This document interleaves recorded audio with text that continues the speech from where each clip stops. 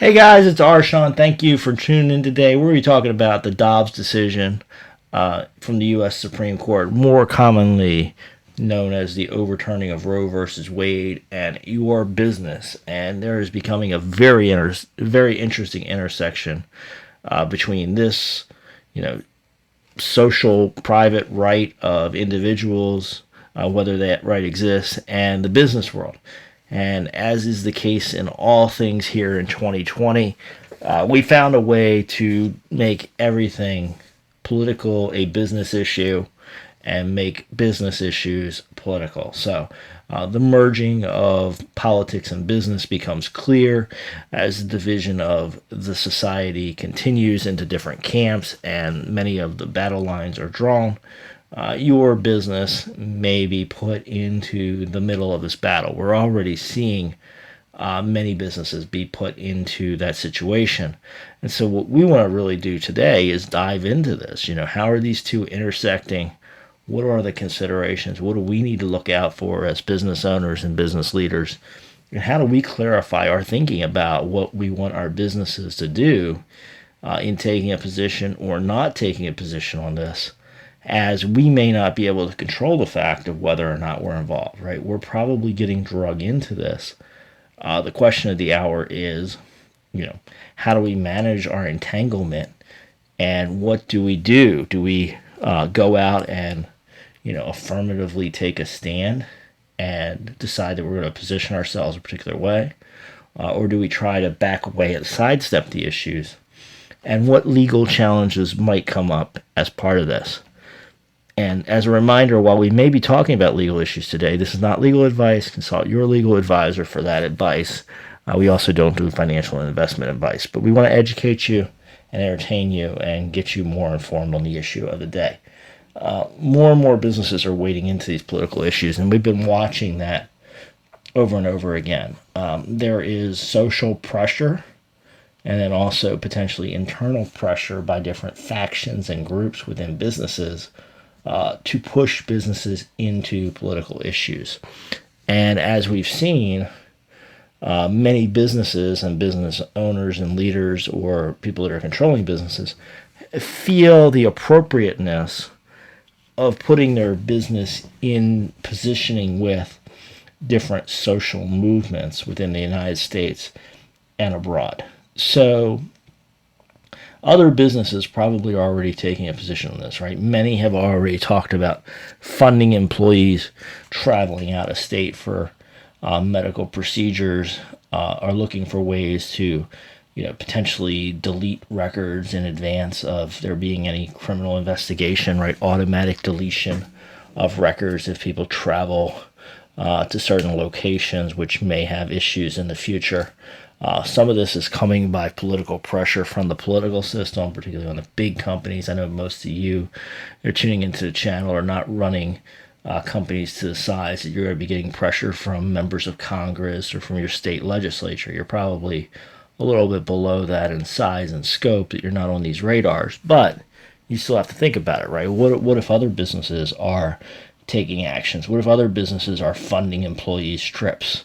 What if other businesses are coming up with payments, for people to engage in certain medical procedures, right? And what's funny here is sitting here in 2022, there was probably a time a few years ago where it would have felt odd for employers to be looking deeply into employees' private medical decisions and to either sway them one way or another or provide economic incentives. But with the recent, public health emergency and the medical interventions that were aligned with that public health emergency, suddenly employers were on the front line of this, and many employers were put on the front line of getting into their employees' medical status and records and treatments, etc., because the government told them to, right? So a line which had been rarely crossed previously in American history, other than maybe the enrollment of medical insurance and other, family medical leave, other things, right? There was really a border and a boundary between private medical information and the employer. that boundary was crushed as part of the emergency response. And suddenly it became part of doing business to get into employees' medical decisions and their medical status. And so now this is just the next step of that, right? It's another piece of it because we've already cut down that border in many cases due to governmental requirements. Either federal contractors early on when that was coming along, now through the federal spending mandates, through the CMS mandates, there have been many attempts to break this boundary down between employer and employee. So it started there, but now it's continuing with this latest round of medical interventions, and now the social pressure and sometimes political pressure to help people with their medical decisions, whether people morally agree with them or not. Some employers are being asked to help as part of the funding, right? There's now some groups and factions that have been, going to employers, and many employers have announced that they will, defray some of the costs, give time off, et cetera, for the engaging in certain medical procedures. And so that has become more and more commonplace now. So employers are being asked to be part of this, and you may have employees that think that because other employers are doing it, your employment place should do it. And you're going to have to deal with that reality of this changing marketplace expectation of will you help, will you match what the other employers are doing, or are you going to take a different stand? Not to mention the state law entanglements. If you look at some of these state laws on these medical procedures in question today, those state laws often provide that not only can the individual not travel to engage in a medical procedure outside the state, but that perhaps those that assist will face potential repercussions under the state law. So we're going to see an entanglement with state issues as many of these businesses, and yours may be deciding whether you want to get involved in this sphere or not. But as more and more businesses get involved in this sphere, some of them are going to be open to attacks by state authorities based on state laws. So it's an issue to watch for, because we do seem to have a conflict, as we sometimes do and are having more and more often, between federal policy, federal encouragement, and what the states want to allow, enact, etc. So we've got an entanglement here for sure between these policies and state laws. Federal government has indicated they're going to put out guidance on this and say what they expect, particularly with respect to interstate travel and access to these medical procedures that some states are so opposed to. All of this is going to point to a lot of fights between the federal government and the state governments, but also potentially private litigations on behalf of individuals. And all of this is going to change. Expect also that, the federal and state guidance that you get today may radically change here in the future as we go through new elections. As different people come on board, they will change their policies towards this. So this is going to be a long period of getting to an area of certainty and stability. Right now, there's a lot of uncertainty. We don't know how these state laws and these federal laws are going to play. We don't know how different rights under federal constitution versus state law are going to interplay. And we really don't know where the court's going to land on this. So do expect a lot of litigation around it. The litigation will just keep coming until, enough holes are filled in, right? That's what we often see with new legal issues. Is what will happen is something major like this Dobbs U.S. Supreme Court decision will come in, and it will re-alter the legal landscape. Suddenly many old opinions, laws, other things are changed, right? They may not be interpreted the way they were, right? It changes the analysis. So some things will get knocked out of the system.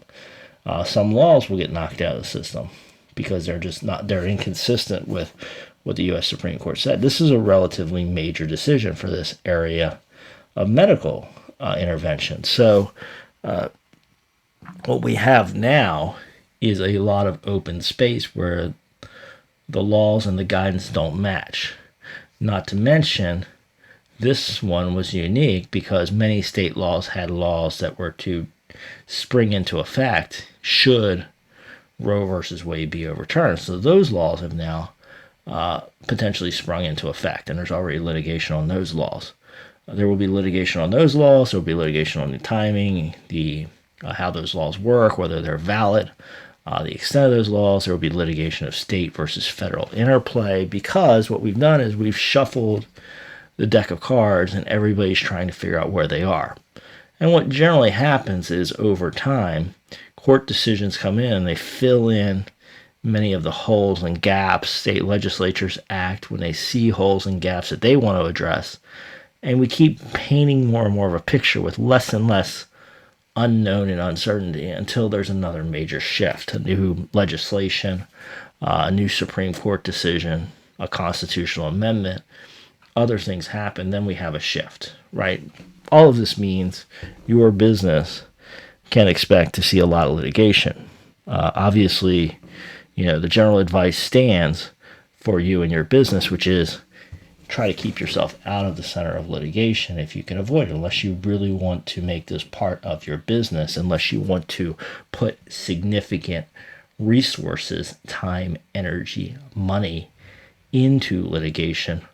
The recommendation usually is to find courses that minimize that, right? Use litigation, use the fighting, use the negotiation for the things that really matter to your core business, and then pick up the other issues and try to put yourself in a position where you're not getting into litigation, right? You gotta keep your powder dry and figure out where you want to allocate resources. Now, maybe for some of you that are viewing this, particularly if you're very motivated by this issue, it may be such a fundamental issue that you want to go to battle on it, right? You're willing to put time, money, energy into fighting these battles. And that is certainly a value decision for you, your company, and it may define your brand. It may be part of your core business strategy.